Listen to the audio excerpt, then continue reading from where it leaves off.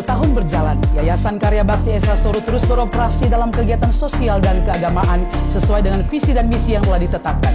Program penginjilan melalui media terus dilakukan dengan memproduksi konten-konten rohani berupa acara Esa Soro Menjawab atau program tanya jawab seputar iman Kristen dan mendukung pembuatan film suatu hari nanti bekerja sama dengan Pijar TV Jakarta dan tim. Aksi-aksi sosial juga terus berlangsung berupa pemberian bantuan logistik, dana pendidikan, biaya kesehatan, dan dana pembangunan. Yayasan KBS juga mulai merintis sebuah program percepatan keaksaraan pada anak melalui program mobil pintar sebagai upaya membangun kemampuan membaca anak usia dini dan sekolah dasar yang diimbangi dengan pengajaran nilai-nilai Kristiani pada anak. Kami berkomitmen untuk terus memberikan layanan terbaik dan bertanggung jawab sebagai bentuk syukur kami kepada Tuhan dan pertanggungjawaban kami atas kepercayaan dari semua simpatisan dan donatur setia yang mendukung pelayanan ini melalui doa dan dana.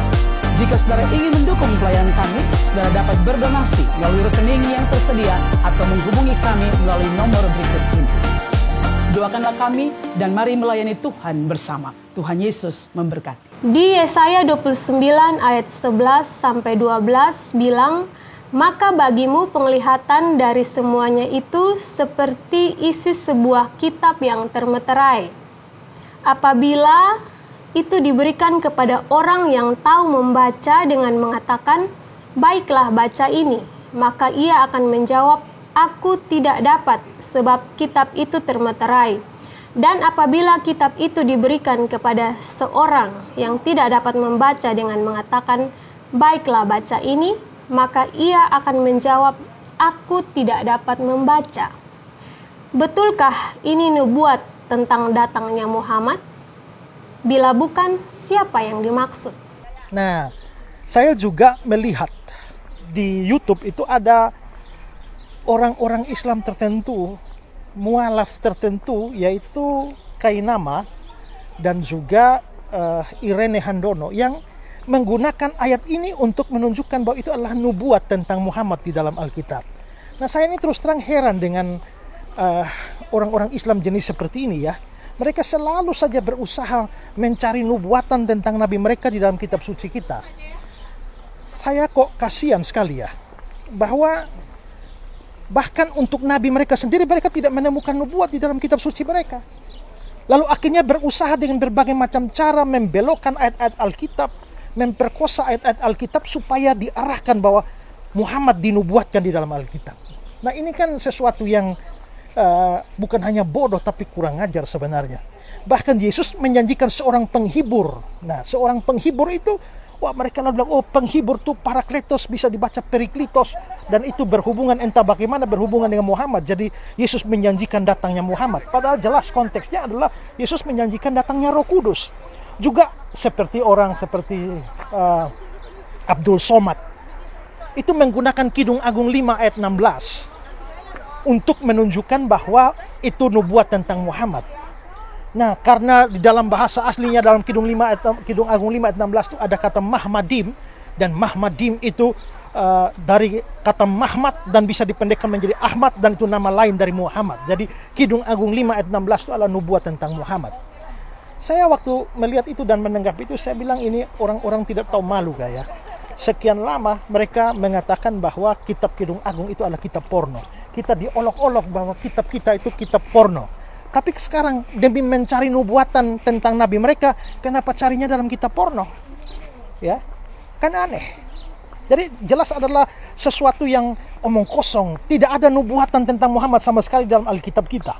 Nah, termasuk di dalam Yesaya 29 ayat 11-12 tadi yang dibacakan ayatnya, itu sama sekali tidak ada hubungan dengan Muhammad. Ya, itu terlalu dipaksakan demi kepentingan agama mereka. Nah, kalau kita melihat konteks Yesaya, sebenarnya kan Yesaya ini sedang berfirman atau menyampaikan firman Tuhan kepada bangsa Israel, secara khusus bangsa Yehuda yang sangat melawan Tuhan dengan dosa-dosa mereka. Maka Yesaya itu menunjukkan beritanya untuk menegur mereka. Kalau mereka tidak bertobat, tidak dengar-dengaran pada hukum, maka Tuhan akan menjatuhkan hukuman pada mereka dengan membiarkan mereka itu akhirnya dihancurkan oleh bangsa Babilonia. Nah, tapi orang-orang Yehuda pada waktu itu mereka orang yang tegar tengkuk. Dikasih firman Tuhan tidak mau. Maka di sini ada dua golongan sebenarnya ya. Golongan yang pertama adalah orang yang mengerti tulisan. Mestinya kalau dikasih hukum Tuhan itu mereka bisa baca dan bisa mengerti. Tapi waktu mereka bisa baca dan mereka bisa mengerti, mereka punya alasan. Alasan mereka adalah apa? Ya, dikatakan bahwa baiklah baca ini, maka dia akan menjawab, aku tidak dapat sebab kitab itu termeterai. Dalam hal ini mereka bisa baca, tapi mereka bilang tidak bisa dibaca karena kitab itu termeterai. Karena termeterai, terkunci, jadi tidak bisa dibaca. Lalu kitab itu disodorkan pada mereka yang lain lagi, pihak lain lagi. Nah, pihak yang lain ini beralasan kami tidak bisa baca. Jadi sebenarnya mereka bukannya tidak mau baca, tapi mereka selalu mencari alasan untuk menolak firman. Yang bisa baca mengatakan bahwa mereka bisa atau mau baca tapi termeterai, jadi tidak dibaca. Lalu yang lain-lain alasan tidak tahu baca. Jadi akhirnya hukum itu tetap saja mereka tidak pedulikan. Jadi ini adalah gambaran tentang orang-orang Yehuda dengan sikap tegar tengkuk yang menolak hukum Tuhan. Dengan berbagai macam alasan. Mereka menolak hukum Tuhan dan tidak mau peduli pada hukum Tuhan. Itu sama sekali tidak ada hubungan dengan Muhammad. Menggunakan bagian kitab itu dihubungkan dengan Muhammad itu menunjukkan bahwa penafsiran yang sangat-sangat bodoh dan tidak memperhatikan latar belakang maupun konteks dari kitab itu. Jadi sekali lagi, bagian itu sama sekali tidak ada hubungan dengan Muhammad, nabinya orang Islam itu. Ya. Shalom, salam damai sejahtera. Dengan sukacita kami informasikan kembali, Ngobras goes to Israel. Ngobrol Alkitab santai. Bible study on the spot langsung di tempat-tempat bersejarah sesuai yang tertulis di dalam Alkitab. Masih bersama dengan pembimbing rohani kita, Bapak Pendeta Esra Soru dan Bapak Yosuayan. Kali ini paket komplit, kita akan menuju 3 negara, Israel, Mesir, dan Jordania secara langsung.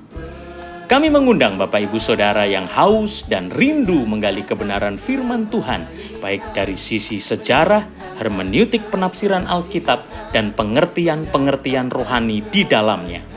Segera daftarkan diri Anda serta keluarga untuk jadwal perjalanan tanggal 23 Oktober sampai 4 November 2023. Atau bisa bertanya secara langsung dengan Kairos Tour di nomor 087 888 00 9854. Pastikan Anda diberkati dengan pengenalan akan Tuhan lebih lagi melalui perjalanan rohani ini. Havenus Shalom Aleihim. Kubawa berita sejahtera. Yuk yang pengen ke Yerusalem, kita jalan bareng Pak Esra. Pastikan booking seat Anda, Tuhan memberkati.